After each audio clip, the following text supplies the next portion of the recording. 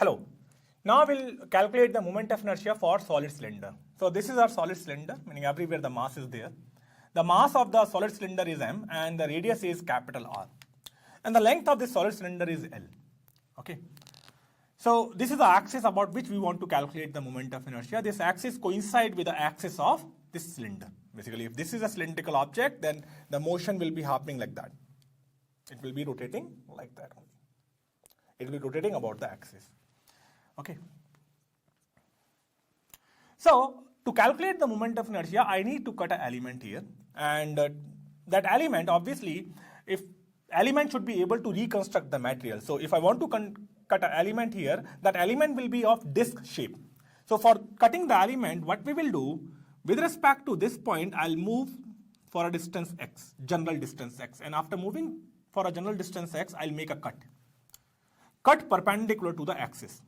Then I'll move further dx and I'll make one more cut by moving further dx distance. So between these two cuts, I'll be having our disc.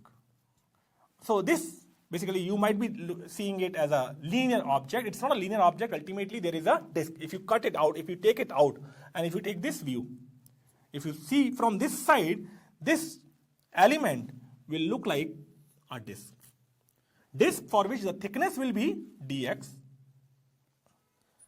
This thickness of the disc will be dx, and the mass of this disc I am taking as dm, and the radius of this disc will be capital R, which will be similar to the radius of the solid cylinder.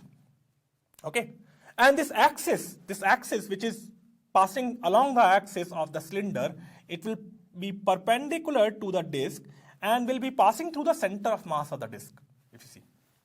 Okay, so this is my element, and for this type of object, we know the moment of inertia about this axis, if you remember.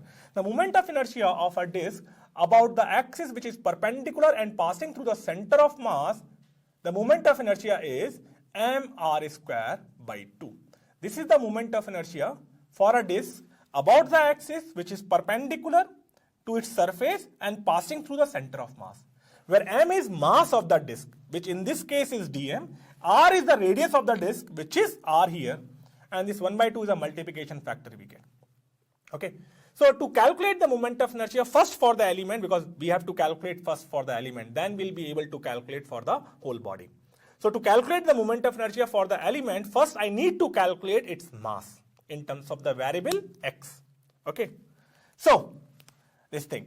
So here, to calculate the mass of the element, I need to calculate the density. And since this solid cylinder is a volumetric object, I'll be calculating the volumetric density. So volumetric density, we define it by rho. The thing is, when we are calculating the volumetric density, I have to take an assumption, and that assumption is mass is distributed uniformly. So there is a uniform distribution of mass in the volume. So I'm assuming that if in the question the density is given some variable value, then that variable value we have to take it here. If nothing is said about the density or the mass distribution, we'll be assuming the uniform distribution. So this is for uniform distribution of mass. Distribution of mass, I'm assuming. So density will be defined as the total mass of the object, which is m, divided by total volume of this solid cylinder.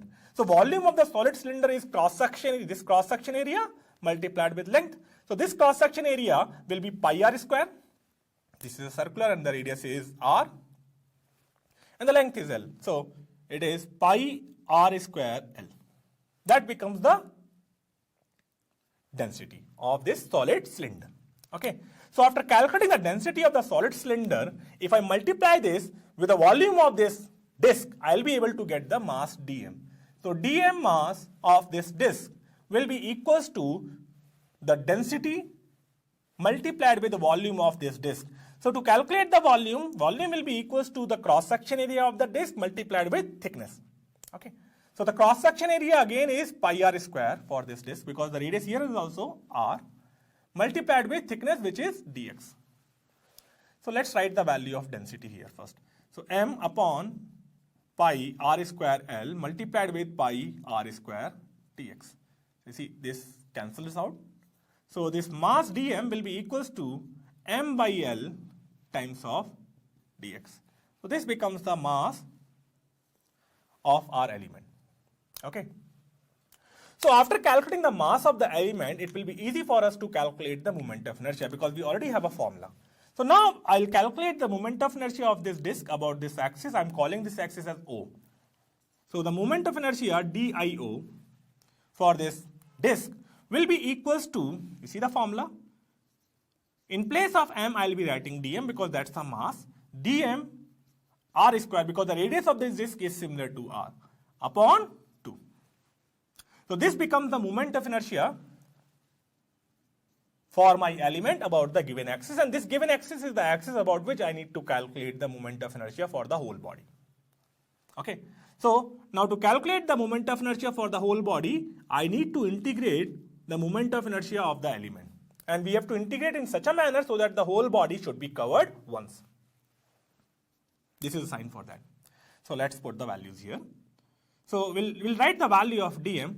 The value of dm is m upon L dx multiplied with r square by 2. So you see here, m r square upon 2L, this whole value, I can take it out side of the integration because it does not depend upon the x. As the x will be changing, mass of the disk, radius of the disk, and the length of the disk is not going to change. And to replace this sign, we have to put the limits. And limits will be put in such a manner so that the whole body should be covered once. So I'll be writing the value. This x varies from x is equals to 0. This is the x0 point until x is equals to L. So we'll be integrating from 0 to L. Okay. So let's do the integration. If I integrate, integration of dx is nothing but x 0 to L. Now, let's put the values, limits basically, mr square upon 2L. So x, this x will replace first by the upper limit and then by the lower limit. So in place of x, if I write upper limit, that is L, minus of lower limit, which is 0. So this becomes L and these two L will cancel out. So ultimately we'll be having mr square by 2. Okay. So this becomes the moment of inertia for our solid cylinder. This is the moment of inertia for the solid cylinder about the axis which coincides with the axis of solid cylinder. This is the axis. So if I do have to calculate the moment of inertia for a solid cylinder, whenever we deal with a solid cylinder, and if the axis is this, in that case we have to write this as a moment of inertia, and this value will be memorizing. And one more thing you can observe here, this formula resembles this formula.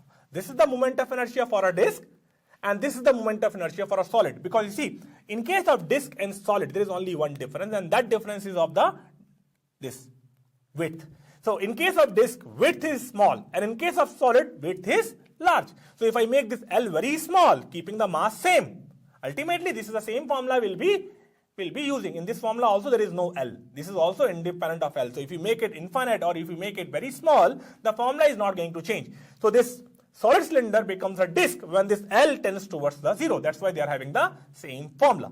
So you have to memorize only one formula. Either you memorize for the solid disk or you memorize it for the solid cylinder. All the formulas will be there same for these kind of axes. Okay. So while deriving this formula, you have to take care of one thing, that while deriving this, we have assumed volumetric density to be uniform. So when the uniform density is not there, in that case, you will be writing that non-uniform density here and you will be doing the calculation using that density. In that case, the formula will not be same, it will change. Okay, so this is the formula only when there is a uniform density and there is a solid cylinder and the axis is this. Okay, thank you.